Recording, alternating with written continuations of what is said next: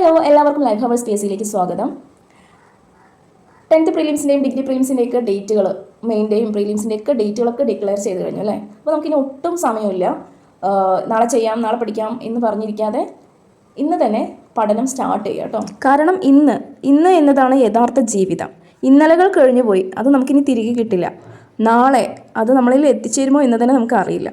പക്ഷേ ഇന്ന് നമ്മുടെ കയ്യിലുണ്ട് അല്ലേ. ഇന്നത്തെ ദിവസം നമ്മുടെ കയ്യിലുണ്ട്. സോ നമുക്ക് തീരുമാനിക്കാം ഇന്ന് എന്തെല്ലാം ചെയ്യണം, ചെയ്യരുത് എന്ന്. സോ നമ്മുടെ കയ്യിലുള്ള ഇന്നിനെ നമ്മൾ പ്രയോജനപ്പെടുത്തുക. നമ്മുടെ കയ്യിൽ കിട്ടാത്ത നാളെയോ കഴിഞ്ഞു പോയ ഇന്നലെയോ നമ്മൾ ഓർത്തിരുന്നിട്ട് ഒരു പ്രയോജനമില്ല. ഓക്കെ, അപ്പോൾ ഇന്നിൽ വിശ്വസിച്ചിട്ട് ഇന്ന് തന്നെ പ്രവർത്തിക്കുക. ഓക്കെ, എത്ര നേരത്തെ സ്റ്റാർട്ട് ചെയ്യുന്നോ അത്രയും നമുക്ക് മാർക്കിൽ ഇമ്പ്രൂവ്മെൻറ്റ് ഉണ്ടാവും. ഓക്കെ, അപ്പോൾ ഇന്ന് നമ്മൾ നോക്കാൻ പോകുന്നത് വന്യജീവി സങ്കേതങ്ങളാണ്. കേരളത്തിലെ വന്യജീവി സങ്കേതങ്ങൾ.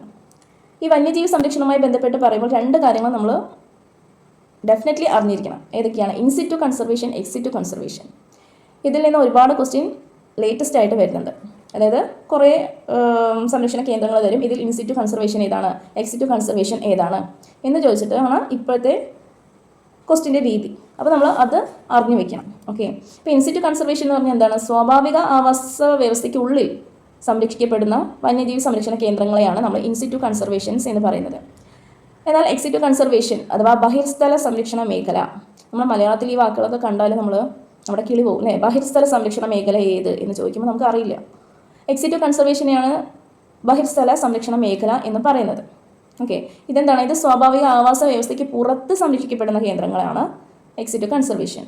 ഓക്കെ, ഇൻസിറ്റു കൺസർവേഷനിൽ ഉൾപ്പെടുന്നത് ഏതൊക്കെയാണ്? വന്യജീവി സങ്കേതങ്ങൾ, നാഷണൽ പാർക്കുകൾ, കമ്മ്യൂണിറ്റി റിസർവുകൾ, ബയോസ്ഫിയർ റിസർവുകൾ, കാവുകൾ, ഇക്കോളജിക്കൽ ഹോട്ട്സ്പോട്ടുകൾ. എൻ്റെ ഒപ്പം തന്നെ പഠിച്ചു പോകുക കേട്ടോ. വന്യജീവി സങ്കേതങ്ങൾ ഏതൊക്കെയാണ്? ഇൻസിറ്റു കൺസർവേഷനിലെ വന്യജീവി സങ്കേതങ്ങൾ, നാഷണൽ പാർക്കുകൾ അതായത് ദേശീയ ഉദ്യാനങ്ങൾ, കമ്മ്യൂണിറ്റി റിസർവുകൾ, ബയോസ്ഫിയർ റിസർവുകൾ, കാവുകൾ, ഇക്കോളജിക്കൽ ഹോട്ട്സ്പോട്ടുകൾ. ഇത്രയാണ് ഇൻസിറ്റു കൺസർവേഷനിൽ വരുന്നത്. ഇനി എക്സിറ്റു കൺസർവേഷനിൽ വരുന്നത് സുവോളജിക്കൽ പാർക്കുകൾ.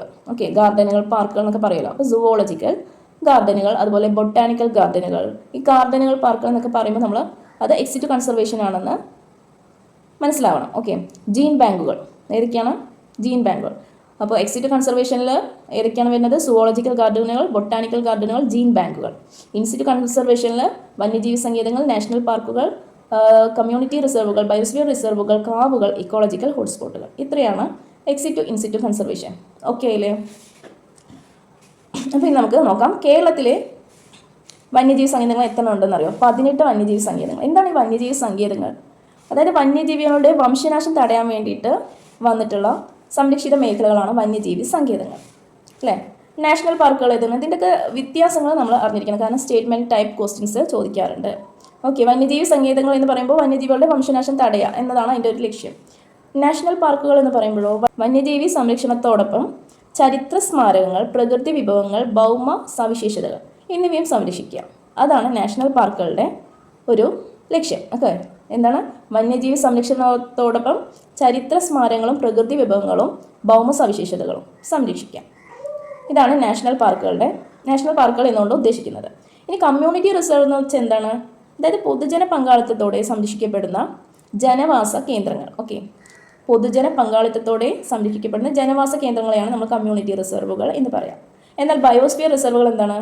അത് ജൈവ വൈവിധ്യത്തെയും ആവാസ വ്യവസ്ഥയെയും അതുപോലെ തന്നെ ഒരുപാട് ജനിതക സ്രോതസ്സുകളെയൊക്കെ സംരക്ഷിക്കപ്പെടുന്ന വിശാലമായ ഭൂപ്രദേശങ്ങൾ. അതാണ് ബയോസ്ഫിയർ റിസർവ്. ഓക്കെ, ഇപ്പോൾ ബയോസ്ഫിയർ റിസർവ് എന്താണ്? ജൈവ വൈവിധ്യത്തെയും അതേപോലെ ആവാസ വ്യവസ്ഥയൊക്കെ സംരക്ഷിക്കപ്പെടുന്ന വിശാലമായ ഭൂപ്രദേശം. ഇനി കാവുകൾ എന്ന് പറയുമ്പോഴോ നമുക്കറിയാം, സർപ്പക്കാവ് അങ്ങനെയുള്ള കാവുകളൊക്കെ അറിയാം. മനുഷ്യവാസ പ്രദേശങ്ങളിൽ സംരക്ഷിക്കപ്പെട്ടു വരുന്ന വിസ്തൃതി കുറഞ്ഞ ജൈവ വൈവിധ്യ മേഖല. ഓക്കെ, അതായത് മനുഷ്യവാസ പ്രദേശങ്ങളിൽ സംരക്ഷിക്കപ്പെടുന്ന വിസ്തൃതി കുറഞ്ഞ ജൈവ മേഖല, അതാണ് കാവുകൾ. അപ്പോൾ കാവുകൾ എന്ന് വെച്ചാൽ മനുഷ്യവാസ പ്രദേശങ്ങളിൽ സംരക്ഷിക്കപ്പെട്ടു വരുന്ന വിസ്തൃതി കുറഞ്ഞ ജൈവ വൈവിധ്യ മേഖല. അടുത്തത് ഇക്കോളജിക്കൽ ഹോട്ട്സ്പോട്ടുകൾ. അതായത് ധാരാളം സ്പീഷീസുകളുള്ളതും ആവാസ ഭീഷണി നേരിടുന്നതുമായ പരിസ്ഥിതി പ്രാധാന്യമുള്ള ജൈവസമ്പന്ന മേഖല. ഓക്കെ, ഒന്നുകൂടി പറയാം. ധാരാളം സ്പീഷീസുകളുള്ളതും അതുപോലെ ആവാസ ഭീഷണിയൊക്കെ നേരിടുന്നതുമായ പരിസ്ഥിതി പ്രാധാന്യമുള്ള ജൈവസമ്പന്ന മേഖല. ഇതാണ് ഇക്കോളജിക്കൽ ഹോട്ട്സ്പോട്ടുകൾ.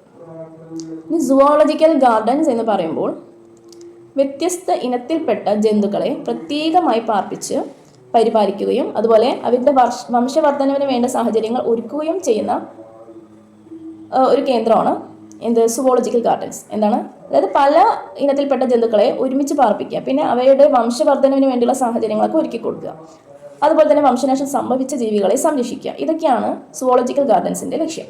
ഓക്കെ, ഇനി next botanical gardens. Botanical gardens എന്താണ് ഉദ്ദേശിക്കുന്നതെന്ന് വെച്ചാൽ വൈവിധ്യമാർന്ന സസ്യങ്ങളെ സംരക്ഷിക്കുന്ന വിശാലമായ ഗവേഷണ കേന്ദ്രമാണ് ബൊട്ടാണിക്കൽ ഗാർഡൻസ്. ഇപ്പോൾ ഉദാഹരണം പറയുകയാണെങ്കിൽ നമ്മുടെ തിരുവനന്തപുരത്തുള്ള Jawaharlal Nehru tropical botanical garden and research institution, ഇതൊരു ബൊട്ടാണിക്കൽ ഗാർഡനാണ്. ഓക്കെ, JNTBGRI എന്ന് പറയും, അതായത് Jawaharlal Nehru tropical botanical garden and research institute. അതുപോലെ തന്നെ കോഴിക്കോട് ഒളവണ്ണയിലുള്ള MBG, അതായത് മലബാർ ബൊട്ടാണിക്കൽ ഗാർഡൻ. ഇത് രണ്ടും ബൊട്ടാണിക്കൽ ഗാർഡൻസിന് എക്സാമ്പിളാണ്. നെക്സ്റ്റ് ജീൻ ബാങ്കുകൾ. ജീൻ ബാങ്കുകൾ ഇതൊക്കെ എക്സിറ്റ് കൺസർവേഷനിൽ പെടുന്നതാണ്. ജീൻ ബാങ്കുകൾ എന്നുവെച്ചാൽ എന്താണ്? വിത്തുകൾ അല്ലേ, വിത്തുകൾ, ബീജങ്ങൾ മുതലായവ ശേഖരിക്കാനും സംരക്ഷിക്കാനും പിന്നെ ഇതുപയോഗിച്ചിട്ട് ജീവികളൊക്കെ പുനഃസൃഷ്ടിക്കാനൊക്കെ ഉള്ള സംവിധാനങ്ങളുള്ള ഗവേഷണ കേന്ദ്രങ്ങൾ, അതാണ് ജീൻ ബാങ്കുകൾ. എന്താണ് ജീൻ ബാങ്കുകൾ? വിത്തുകൾ, ബീജങ്ങൾ മുതലായവ ശേഖരിക്കാനും സംരക്ഷിക്കാനും അതുപോലെ അത് ഉപയോഗിച്ചിട്ട് ജീവികളൊക്കെ പുനഃസൃഷ്ടിക്കാനൊക്കെ സംവിധാനങ്ങളുള്ള ഗവേഷണ കേന്ദ്രങ്ങൾ. അതിനൊരു ഉദാഹരണം പറയുകയാണെങ്കിൽ Rajiv Gandhi centre for biotechnology, എവിടെയാണ്? തിരുവനന്തപുരത്തുള്ളതാണ് കേട്ടോ. Rajiv Gandhi centre for biotechnology എന്താണ്? ഒരു ജീൻ ബാങ്കാണ്. ഓക്കെ, അപ്പോൾ നമ്മൾ ഇതുവരെ പറഞ്ഞ കാര്യങ്ങളൊന്ന് റിപ്പീറ്റ് ചെയ്യാം. എന്തൊക്കെയാണ് പറഞ്ഞത്? വന്യജീവി സംരക്ഷണത്തെ രണ്ടായിട്ട് സ്പ്ലിറ്റ് ചെയ്തിട്ടുണ്ട്, ഇൻസിറ്റു കൺസർവേഷൻ, എക്സിറ്റു കൺസർവേഷൻ. അതിൽ ഇൻസിറ്റു കൺസർവേഷൻ എന്ന് പറയുമ്പോൾ അതിൽ വന്യജീവി സങ്കേതങ്ങൾ, നാഷണൽ പാർക്കുകൾ, കമ്മ്യൂണിറ്റി റിസർവുകൾ, ബയോസ്ഫിയർ റിസർവുകൾ, കാവുകൾ, ഇക്കോളജിക്കൽ ഹോട്ട്സ്പോട്ടുകൾ എന്നിവ ഉൾപ്പെടുന്നു. എക്സിറ്റു കൺസർവേഷനിൽ zoological gardens, botanical gardens, gene ബാങ്കുകൾ എന്നിവയും ഉൾപ്പെടുന്നു അല്ലേ. ഇനി ഇവ ഓരോന്നും എന്താണെന്ന് പരിശോധിച്ചാൽ സ്റ്റേറ്റ്മെന്റ് ടൈപ്പ് ക്വസ്റ്റ്യൻസിന് ആൻസർ ചെയ്യാൻ വേണ്ടിയിട്ടാണ് നമ്മൾ അത് പരിശോധിക്കുന്നത്. വന്യജീവി സങ്കേതങ്ങൾ എന്ന് പറയുമ്പോൾ വന്യജീവികളുടെ വംശനാശം തടയാൻ വേണ്ടിയിട്ട്, നാഷണൽ പാർക്കുകൾ എന്ന് പറയുമ്പോൾ വന്യജീവി സംരക്ഷണത്തോടൊപ്പം ചരിത്ര സ്മാരകങ്ങളും പ്രകൃതി വിഭവങ്ങളും ഭൗമ സവിശേഷതകളൊക്കെ സംരക്ഷിക്കാം. ഈ കമ്മ്യൂണിറ്റി റിസർവുകൾ എന്ന് പറയുമ്പോൾ പൊതുജന പങ്കാളിത്തത്തോടെ സംരക്ഷിക്കപ്പെടുന്ന ജനവാസ കേന്ദ്രങ്ങൾ. ഇനി ബയോസ്ഫിയർ റിസർവ്സ് എന്ന് പറയുമ്പോഴോ ജൈവ വൈവിധ്യത്തെയും ആവാസ വ്യവസ്ഥയെയും സംരക്ഷിക്കപ്പെടുന്ന വിശാലമായ ഭൂപ്രദേശം. ഈ കാവുകൾ എന്ന് പറയുമ്പോൾ മനുഷ്യവാസ പ്രദേശങ്ങളിൽ സംരക്ഷിക്കപ്പെട്ടു വരുന്ന വിസ്തൃതി കുറഞ്ഞ ജൈവ വൈവിധ്യ മേഖല. ഇക്കോളജിക്കൽ ഹോട്ട്സ്പോട്ടുകളാണെങ്കിലോ ധാരാളം ജൈവ വൈവിധ്യമുള്ളതും സ്പീഷീസുകളുള്ളതുമായ അതുപോലെ തന്നെ ആവാസ ഭീഷണി നേരിടുന്നതുമായ പരിസ്ഥിതി പ്രാധാന്യമുള്ള ജൈവ സമ്പന്ന മേഖല, അതാണ് ഇക്കോളജിക്കൽ ഹോട്ട്സ്പോട്ടുകൾ. സുവോളജിക്കൽ ഗാർഡൻസ് എന്ന് പറയുമ്പോൾ പല ഇനത്തിൽപ്പെട്ട ജന്തുക്കളെ ഒരുമിച്ച് പ്രത്യേകമായി പാർപ്പിച്ച് അതിൻ്റെ വംശവർദ്ധനവിന് വേണ്ട സാഹചര്യങ്ങളൊക്കെ ഒരുക്കി കൊടുക്കുക, അതുപോലെ തന്നെ വംശനാശം സംഭവിച്ച ജീവികളെ സംരക്ഷിക്കുക, അങ്ങനെയുള്ള പ്രവർത്തനങ്ങളാണ് സുവോളജിക്കൽ ഗാർഡൻസ്. ഇനി ബൊട്ടാണിക്കൽ ഗാർഡൻസ് എന്ന് പറയുമ്പോൾ വൈവിധ്യമാർന്ന സസ്യങ്ങളെ സംരക്ഷിക്കുന്ന വിശാലമായ ഗവേഷണ കേന്ദ്രങ്ങൾ. നെക്സ്റ്റ് ജീൻ ബാങ്കുകൾ അല്ലേ. ബൊട്ടാണിക്കൽ ഗാർഡൻസിന് രണ്ട് ഉദാഹരണം പറഞ്ഞല്ലോ. Jawaharlal Nehru tropical botanical garden ട്രിവാൻഡ്രത്ത് പാലോടാണ് സ്ഥിതി ചെയ്യുന്നത്. പിന്നെ മലബാർ ബൊട്ടാണിക്കൽ ഗാർഡൻ കോഴിക്കോട് ഒളവണ്ണയിൽ. ഓക്കെ, നെക്സ്റ്റ് ജീൻ ബാങ്കുകളെ കുറിച്ച് പറഞ്ഞു. വിത്തുകളും ബീജങ്ങളൊക്കെ ശേഖരിക്കാനും സംരക്ഷിക്കാനും പിന്നെ അതൊക്കെ ഉപയോഗിച്ചിട്ട് ജീവികളൊക്കെ പുനഃസൃഷ്ടിക്കുക അങ്ങനെയൊക്കെ ചെയ്യുന്നതിനുമുള്ള സംവിധാനങ്ങളൊക്കെ ഉള്ള ഗവേഷണ കേന്ദ്രങ്ങൾ, അതാണ് ജീൻ ബാങ്കുകൾ. അതിനൊരു ഉദാഹരണം പറഞ്ഞത് Rajiv Gandhi centre for biotechnology ട്രിവാൻഡ്രത്ത് ഉള്ളതാണ്. ഓക്കെ, ഇനി നമുക്ക് വന്യജീവി സങ്കേതങ്ങളിലേക്ക് കടക്കാം. ഓക്കെ, നമ്മുടെ ടോപ്പിക്ക് വന്യജീവി സങ്കേതമാണ്. അതിന് ഒരു ഇൻട്രോ ആയിട്ട് ഇത്രയും കാര്യങ്ങൾ നമ്മൾ പറഞ്ഞു എന്ന് മാത്രം. ഓക്കെ, കേരളത്തിൽ വന്യജീവി സങ്കേതങ്ങൾ 18 എണ്ണമാണ് ഉള്ളത്. ഓക്കെ, 18 വന്യജീവി സങ്കേതങ്ങളാണ് കേരളത്തിലുള്ളത്. ഇതിൽ ഏറ്റവും കൂടുതൽ വന്യജീവി സങ്കേതം ഉള്ളത് ഇടുക്കിയിലാണ്, 4ആണ്. ഓക്കെ, ഇടുക്കിയിൽ 4 വന്യജീവി സങ്കേതങ്ങളാണ് ഉള്ളത്. നമുക്ക് നോക്കാം. ഇടുക്കിയിൽ 4 പറഞ്ഞു അല്ലേ. ഏതൊക്കെയാണ്? പെരിയാർ, ചിന്നാർ, ഇടുക്കി, കുറിഞ്ഞിമല. പെരിയാർ, ചിന്നാർ, ഇടുക്കി, കുറിഞ്ഞിമല. ഇതിൽ ആദ്യം വന്നത് പെരിയാറാണ് കേട്ടോ. കേരളത്തിലെ ആദ്യത്തെ വന്യജീവി സങ്കേതം ഇടുക്കിയിലെ പെരിയാർ തന്നെയാണ്. 1950 നിലവിൽ വന്നത്. 1950. അപ്പോൾ ഇടുക്കിയിൽ 4 വന്യജീവി സങ്കേതങ്ങളുണ്ട് അല്ലേ. ഏതൊക്കെയാണ്? പെരിയാർ, ചിന്നാർ, ഇടുക്കി, കുറിഞ്ഞിമല. തിരുവനന്തപുരത്ത് 2 വന്യജീവി സങ്കേതങ്ങളാണുള്ളത്. ഏതൊക്കെയാണ്? നെയ്യാറും പേപ്പാറയും. ഏതൊക്കെയാണ്? നെയ്യാർ, പേപ്പാറ. എറണാകുളത്തും 2 വന്യജീവി സങ്കേതങ്ങളാണ്, തട്ടേക്കാടും മംഗളവനം. ഏതൊക്കെയാണ്? തട്ടേക്കാട്, മംഗളവനം. ഇനി പാലക്കാടാണെങ്കിൽ ചൂലന്നൂർ, പറമ്പിക്കുളം. ഏതൊക്കെയാണ്? ചൂലന്നൂരും പറമ്പിക്കുളം. വയനാട് 1 മുത്തങ്ങ. കോഴിക്കോട് 1 മലബാർ. മലപ്പുറത്ത് 1 കരിമ്പുഴ. കണ്ണൂർ 2 വന്യജീവി സങ്കേതമാണ്, ആറളവും കൊട്ടിയൂറും. കൊല്ലത്ത് 1 വന്യജീവി സങ്കേതം, ശെന്തുരുണി. ഓക്കെ, നമുക്കിത് ഡീറ്റെയിൽ ആയി നോക്കാം. പെരിയാർ വന്യജീവി സങ്കേതത്തെക്കുറിച്ച് ആദ്യം നോക്കാം. ഫസ്റ്റത്തെ അല്ലെ ഏറ്റവും ആദ്യത്തെ വന്യജീവി സങ്കേതമാണ് പെരിയാർ വന്യജീവി സങ്കേതം. ഏറ്റവും വലുതാണ്.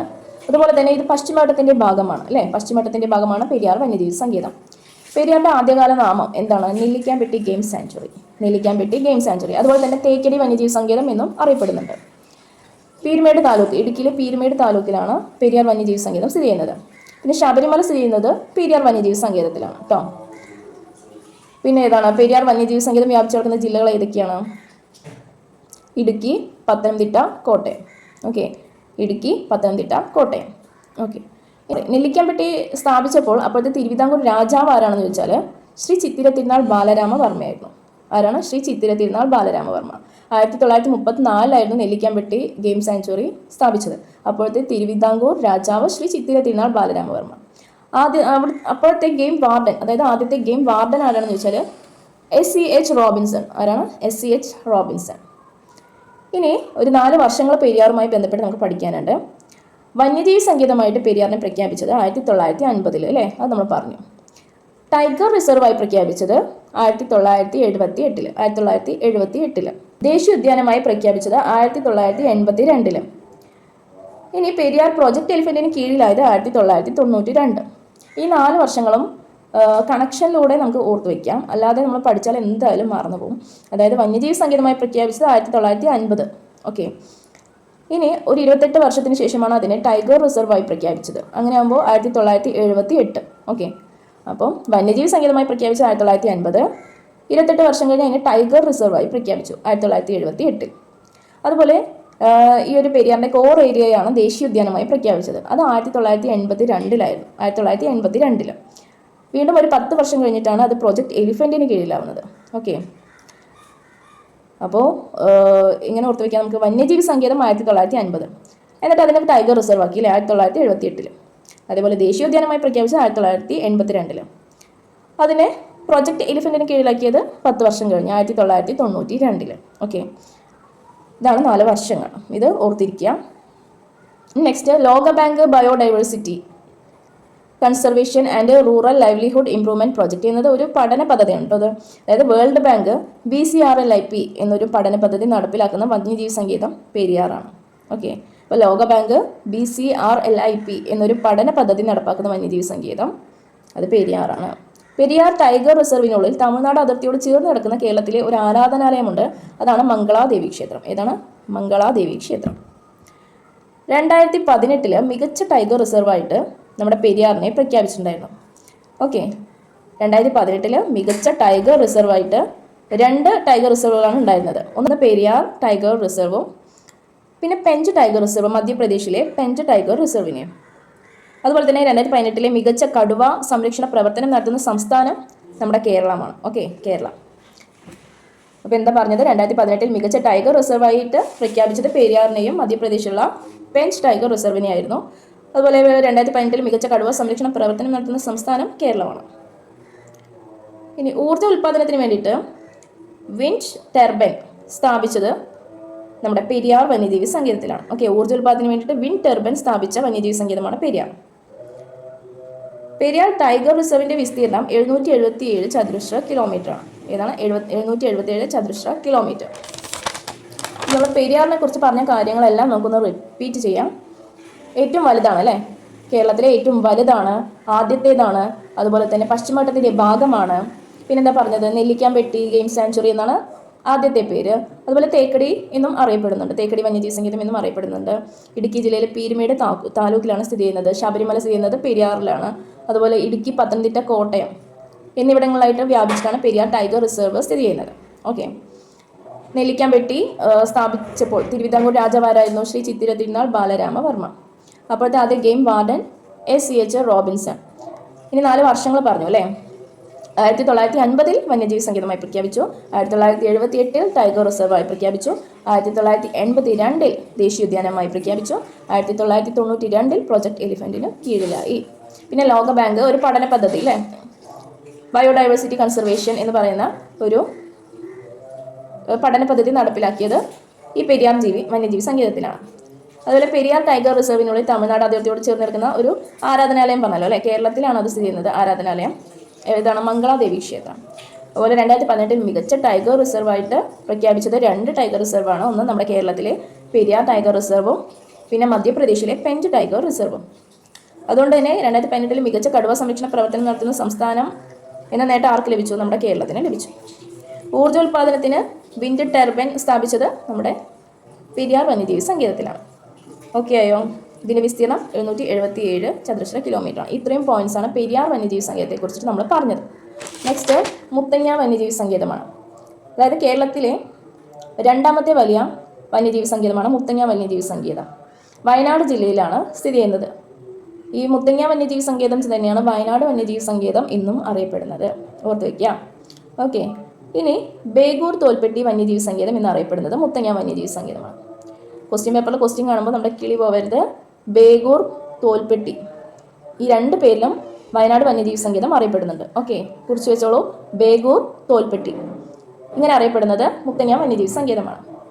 ഇവിടെ സംരക്ഷിക്കപ്പെടുന്നത് ആനയാണ് അല്ലേ? മുത്തങ്ങ വന്യജീവി സംരക്ഷിക്കപ്പെടുന്നത് ആനയാണ്. നീലഗിരി ബയോസ്ഫിയറിൻ്റെ ഭാഗമാണ് മുത്തങ്ങ. നമ്മൾ നേരത്തെ പെരിയാർ പറഞ്ഞു പശ്ചിമഘട്ടത്തിൻ്റെ ഭാഗമാണെന്ന്. ഇവിടെ മുത്തങ്ങ വന്യജീവി സങ്കേതം നീലഗിരി ബയോസ്ഫിയർ റിസർവിൻ്റെ ഭാഗമാണ്. ഇനി സ്ഥിതി ചെയ്യുന്ന താലൂക്കുകൾ ചോദിച്ചാൽ മാനന്തവാടി, അതുപോലെ സുൽത്താൻ ബത്തേരി ഈ രണ്ട് താലൂക്കുകളിലായിട്ടാണ് മുത്തങ്ങ വന്യജീവി സങ്കേതം സ്ഥിതി ചെയ്യുന്നത്. കർണാടക, തമിഴ്നാട് എന്നിവയുമായി അതിർത്തി പങ്കിടുന്ന ഏക വന്യജീവി സങ്കേതമാണ് അല്ലേ വയനാട് വന്യജീവി സങ്കേതം. നമ്മൾ അതിർത്തികൾ പഠിക്കുമ്പോൾ പഠിച്ചിട്ടുണ്ട്. കർണാടക, തമിഴ്നാട് എന്നിവയുമായി അതിർത്തി പങ്കിടുന്ന കേരളത്തിലെ ഏക ജില്ല ഏതാണ്? അത് വയനാട് ജില്ലയാണ്. അതുപോലെ തന്നെയാണ്, അതേ ഫാക്ട് തന്നെ ഇവിടെ ഓർത്ത് വെച്ചാൽ മതി. കർണാടകം, തമിഴ്നാട് എന്നിവയുമായി അതിർത്തി പങ്കിടുന്ന ഏക വന്യജീവി സങ്കേതം ഏതാണ്? മുത്തങ്ങ വന്യജീവി സങ്കേതം.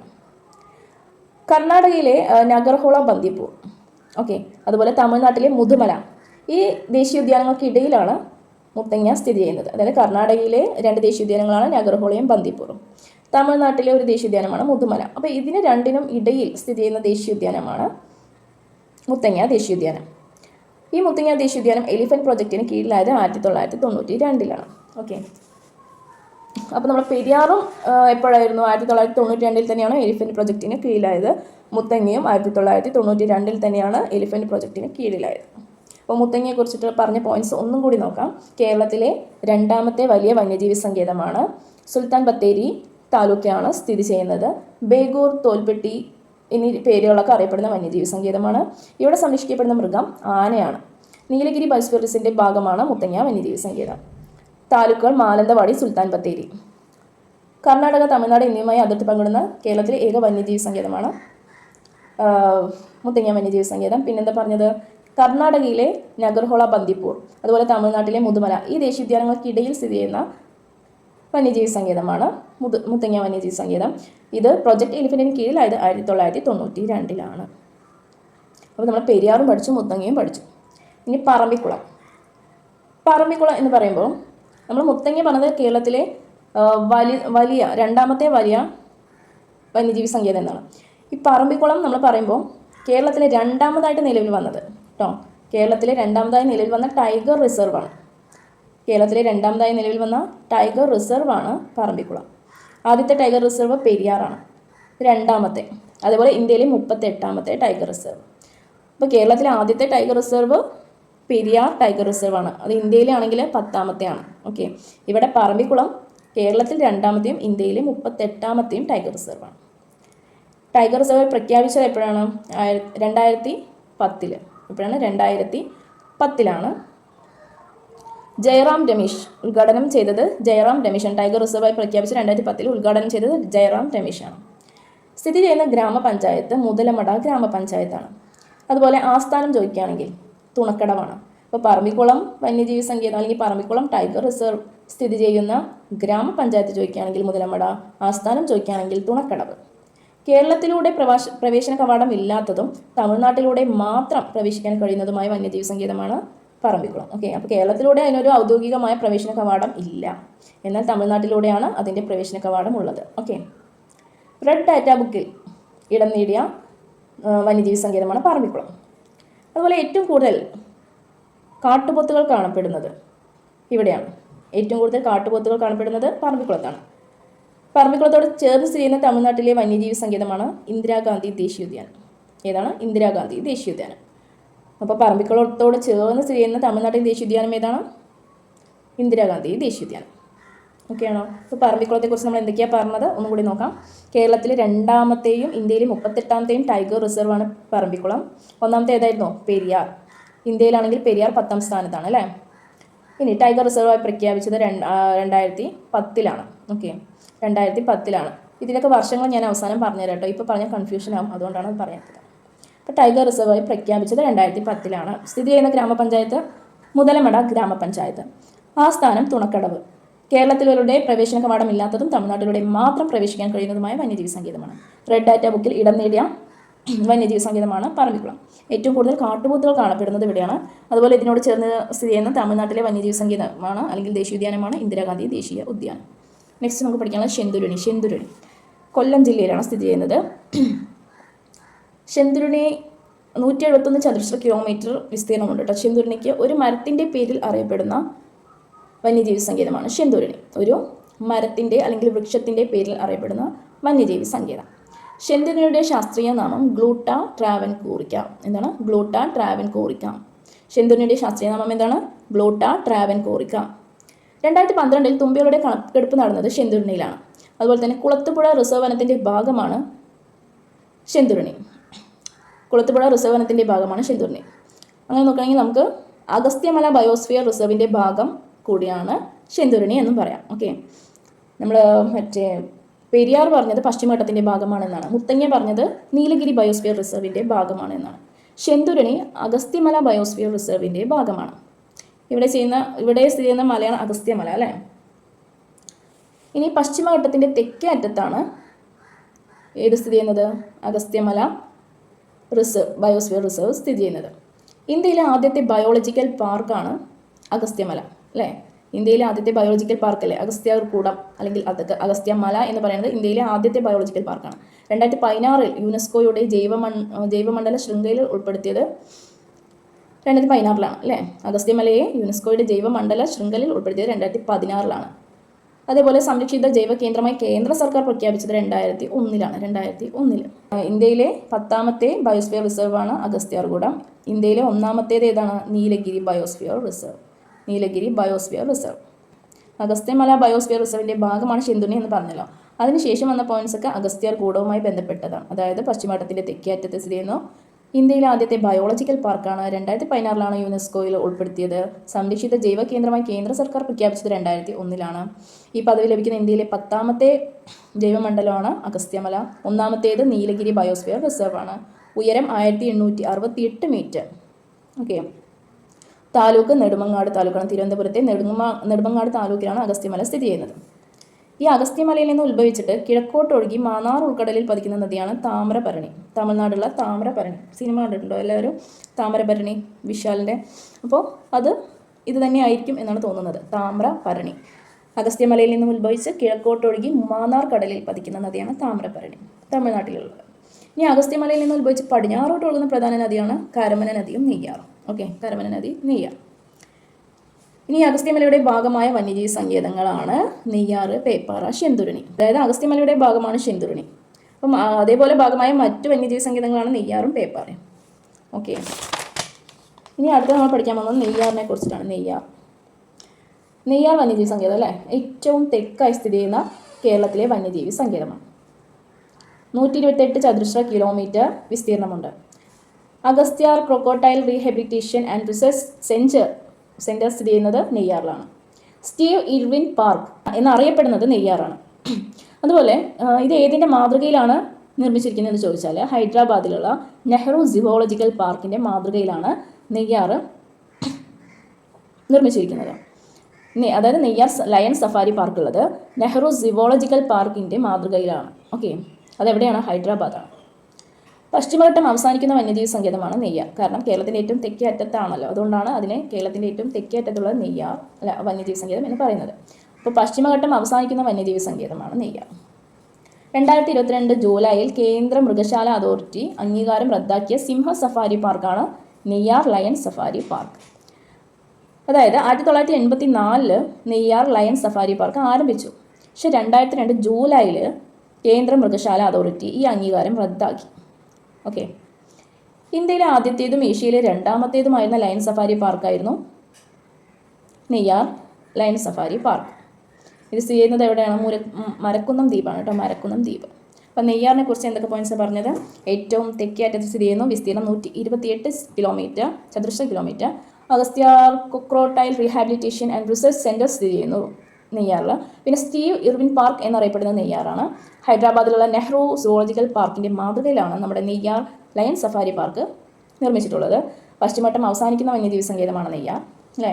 അതുപോലെ നെയ്യാർ ലയൺ സഫാരി പാർക്ക് 1984 ആരംഭിച്ചത്.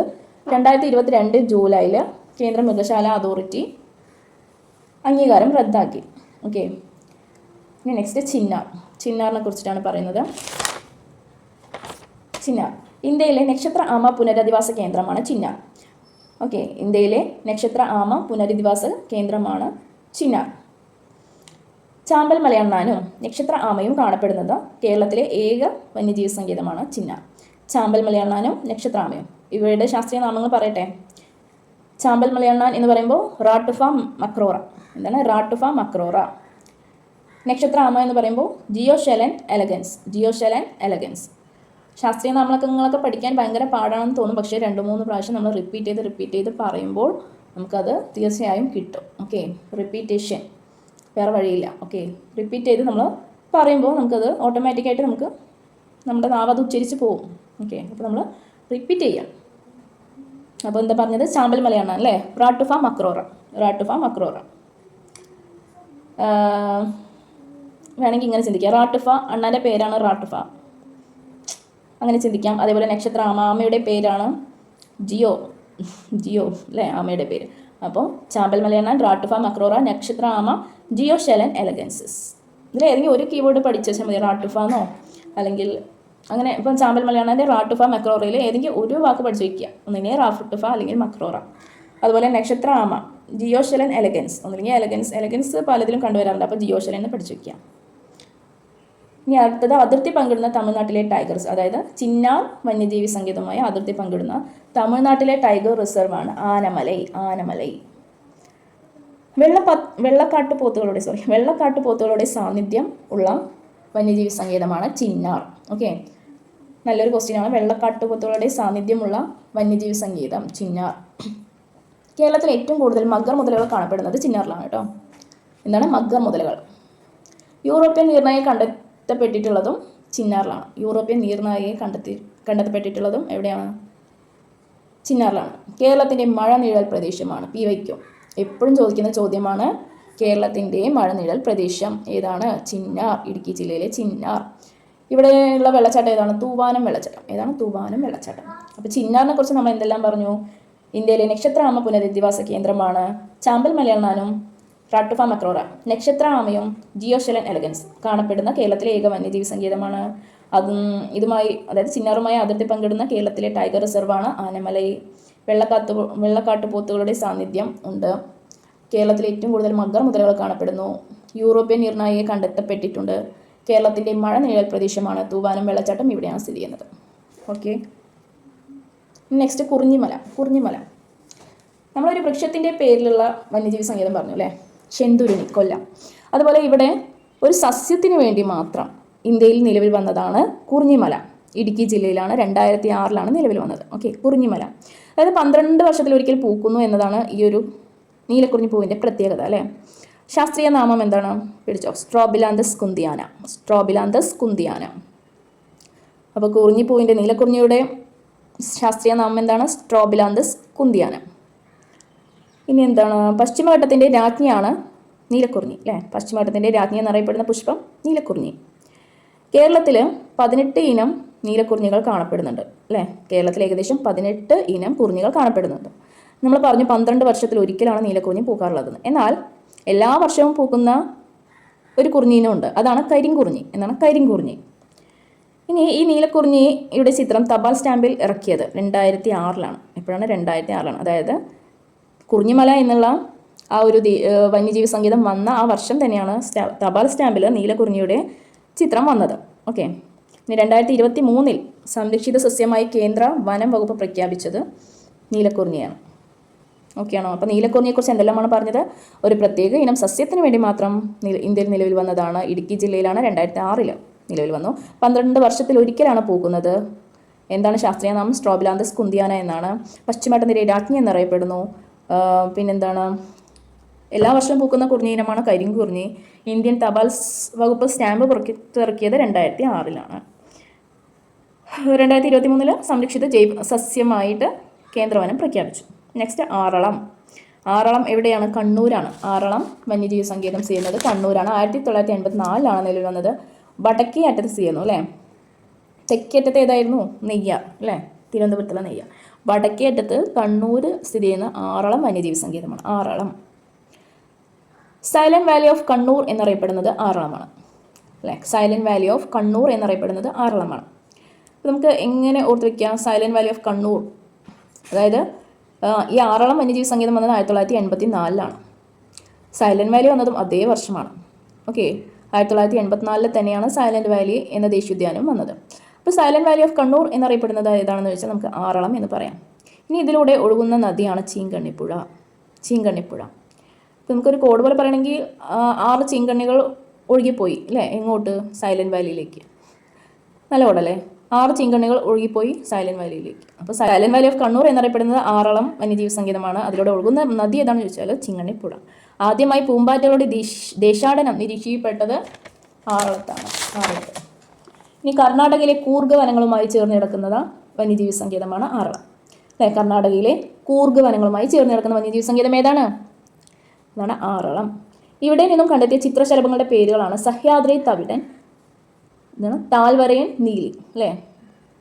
സഹ്യാദ്രി തവിടനും നാൽവരയൻ നീലിയും. കേരളത്തിലെ ആദ്യത്തെ ബട്ടർഫ്ലൈ സാങ്ച്വറിയാണ് ഏത്? നമ്മുടെ ആറളം. കേരളത്തിലെ ആദ്യത്തെ ബട്ടർഫ്ലൈ സാങ്ച്വറി ഏതാണ്? ആറളമാണ്. അപ്പോൾ നമുക്ക് ആറളത്തെക്കുറിച്ച് പറഞ്ഞ പോയിന്റ്സ് ഒന്നും കൂടി റിവൈസ് ചെയ്യാം. കേരളത്തിൻ്റെ വടക്കേ അറ്റത്ത് സ്ഥിതി ചെയ്യുന്ന വന്യജീവി സങ്കേതമാണ് കണ്ണൂരാണ്. 1984-ലാണ് നിലവിൽ വന്നത്. സൈലന്റ് വാലി ഓഫ് കണ്ണൂർ എന്നറിയപ്പെടുന്നു. ഒഴുകുന്ന നദി ചീങ്കണ്ണിപ്പുഴയാണ്. ആദ്യമായി പൂമ്പാറ്റകളുടെ ദേശാടനം നിരീക്ഷിക്കപ്പെട്ടിട്ടുള്ള വന്യജീവി സങ്കേതമാണ്. കർണാടകയിലെ കൂർഗ് വനങ്ങളുമായി ചേർന്ന് കിടക്കുന്ന വന്യജീവി സങ്കേതമാണ്. ഇവിടെ നിന്നും കണ്ടെത്തിയ ചിത്രശലഭങ്ങൾ സഹ്യാദ്രി തവിടനും നാൽവരയൻ നീലിയുമാണ്. കേരളത്തിൻ്റെ ആദ്യത്തെ ബട്ടർഫ്ലൈ സാങ്ച്വറിയാണ്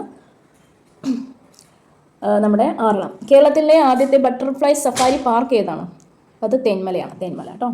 രണ്ടും മാറരുത്. ഇത് ബട്ടർഫ്ലൈ സാങ്ച്വറിയാണ്, മറ്റേത് ബട്ടർഫ്ലൈ സഫാരി പാർക്കാണ്. തെന്മല. നെക്സ്റ്റ് കരിമ്പുഴ. കരിമ്പുഴ ദേശീയോദ്യാനം 2019-ലാണ് കരിമ്പുഴ ദേശീയോദ്യാനം നിലവിൽ വന്നത്. എവിടെയാണ്? മലപ്പുറത്ത് അല്ലേ? കേരളത്തിൽ അവസാനമായിട്ട്, അതായത് 18 വന്യജീവി സങ്കേതങ്ങളല്ലേ ഉള്ളത്. 18-ാമതായി നിലവിൽ വന്നതാണ് കരിമ്പുഴ വന്യജീവി സങ്കേതം. ന്യൂ അമരമ്പലം എന്നറിയപ്പെടുന്നു. ന്യൂ അമരമ്പലം എന്തുകൊണ്ടാണ്? അതായത് ഈ കരിമ്പുഴ വന്യജീവി സങ്കേതം ഉൾപ്പെടുന്ന വനമേഖലകളാണ് അമരമ്പലവും വടക്കേക്കോട്ടയും. ഏതൊക്കെയാണ്? കരിമ്പുഴ വന്യജീവി സങ്കേതം ഉൾപ്പെടുന്ന വനമേഖലയാണ് അമരമ്പലം, വടക്കേക്കോട്ട. അതുകൊണ്ട് ന്യൂ അമരമ്പലം എന്നറിയപ്പെടുന്നത് കരിമ്പുഴ വന്യജീവി സങ്കേതമാണ്. കരിമ്പുഴ വന്യജീവി സങ്കേതവുമായി അതിർത്തി പങ്കിടുന്ന തമിഴ്നാട്ടിലെ ദേശീയോദ്യാനം മുക്കുറുത്തി ദേശീയോദ്യാനം. ഈ മുക്കുറുത്തി ദേശീയോദ്യാനം വേറെ എവിടെയെങ്കിലും കേട്ടിട്ടുണ്ടോ? ഉണ്ട്. നമ്മുടെ സൈലന്റ് വാലി അല്ലേ? സൈലന്റ് വാലിക്ക് അടുത്ത് സ്ഥിതി ചെയ്യുന്ന നമുക്ക് തമിഴ്നാട്ടിലെ ദേശീയോദ്യാനവും മുക്കുറുത്തി ദേശീയോദ്യാനമാണ്. കരിമ്പുഴയുടെ തെക്കാണ് മുക്കുറുത്തി ദേശീയോദ്യാനം, വടക്കാണ് സൈലന്റ് വാലി. ഓക്കെ, അപ്പോൾ ഈ കരിമ്പുഴ ദേശീയോദ്യാനത്തിൻ്റെ തെക്ക് മുക്കുറുത്തി ദേശീയോദ്യാനം, വടക്ക് സൈലന്റ് വാലി ആണ്. പന്നിമുക്കൻ തവളകൾ കാണപ്പെടുന്നത് കരിമ്പുഴയിലാണ്. പന്നിമുക്കൻ തവളകൾ കാണപ്പെടുന്നത് കരിമ്പുഴയിലാണ്. എന്താണ് പന്നിമുക്കൻ തവളകളുടെ ശാസ്ത്രീയ നാമം? നാസിക ബത്രാച്ചസ് സഹ്യാദ്രൻസിസ്. നാസിക ബത്രാച്ചസ് സഹ്യാദ്രൻസിസ്. നാസിക ബത്രാച്ചസ് സഹ്യാദ്രൻസിസ്. ഒന്നുകൂടി പറഞ്ഞ്, നാസിക ബത്രാച്ചസ് സഹ്യാദ്രൻസിസ്. പന്നിമുക്കൻ തവളകളുടെ ശാസ്ത്രീയ നാമം നാസിക ബത്രാച്ചസ് സഹ്യാദ്രൻസിസ്. അപ്പോൾ നമ്മൾ കരിമ്പുഴയെക്കുറിച്ച് എന്തെല്ലാമാണ് പറഞ്ഞത്? കേരളത്തിൽ അവസാനമായി, അതായത് 18-ാമതായി നിലവിൽ വന്നതാണ്. ന്യൂ അമരമ്പലം എന്നറിയപ്പെടുന്നു. അതായത് കരിമ്പുഴ ഉൾപ്പെടുന്ന വനമേഖലകളാണ് അമരമ്പലവും വടക്കേക്കോട്ടയും. കരിമ്പുഴ അതിർത്തി പങ്കിടുന്ന തമിഴ്നാട്ടിലെ ദേശീയോദ്യാനമാണ് മുക്കുറുത്തി ദേശീയോദ്യാനം. അതായത് മുക്കുറുത്തി ദേശീയോദ്യാനം കരിമ്പുഴയുടെ തെക്കും കരിമ്പുഴ വന്യജീവി സങ്കേതത്തിൻ്റെ വടക്ക് സ്ഥിതി ചെയ്യുന്നത് സൈലന്റ് വാലിയുമാണ്. പന്നിമുക്കൻ തവളകൾ കാണപ്പെടുന്നത് കരിമ്പുഴ വന്യജീവി സങ്കേതത്തിലാണ്. പന്നിമുക്കൻ തവളകളുടെ ശാസ്ത്രീയ നാമമാണ് നാസിക ബത്രാച്ചസ് സഹ്യാദ്രൻസിസ്. ഇനി കുറച്ച് എക്സ്ട്രാ പോയിന്റ്സ് പറയാം. ഓപ്പറേഷൻ ജംഗൽ സഫാരി ഇതെന്താണ്? അതായത് ഇക്കോ ടൂറിസം കേന്ദ്രങ്ങളിലെ ക്രമക്കേടുകൾ കണ്ടെത്താനുള്ള കേരളം വനം വകുപ്പിൻ്റെ പദ്ധതിയാണ് operation jungle safari. Okay, eco tourism കേന്ദ്രങ്ങളിലെ ക്രമക്കേടുകൾ കണ്ടെത്താനുള്ള കേരളം വനം വകുപ്പിൻ്റെ പദ്ധതി ഓപ്പറേഷൻ ജംഗൽ സഫാരി.